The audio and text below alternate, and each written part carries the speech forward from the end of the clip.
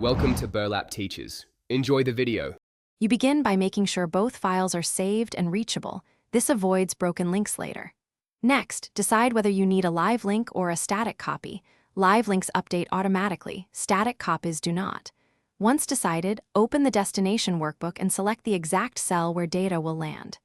Make sure the source workbook's sheet name and range are visible. This prevents mispastes and saves time.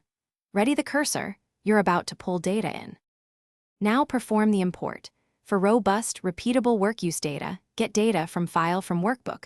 Power Query opens and lets you filter or transform before loading. If you need a quick live link, type an equals sign, switch to the source workbook and click the cell.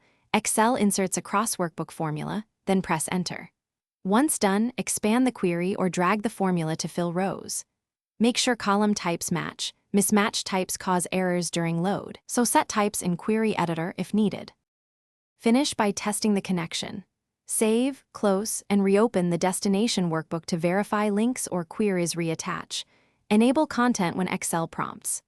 Once confirmed, choose Refresh to pull current data, or set automatic refresh intervals in the query properties so updates happen without manual work. If something fails, troubleshoot by checking the file path and exact sheet name first. Then verify column data types. Mismatches are the most common cause of broken imports. If needed, reopen Power Query to correct steps and reload. Thanks for watching. Consider subscribing if this video helped you.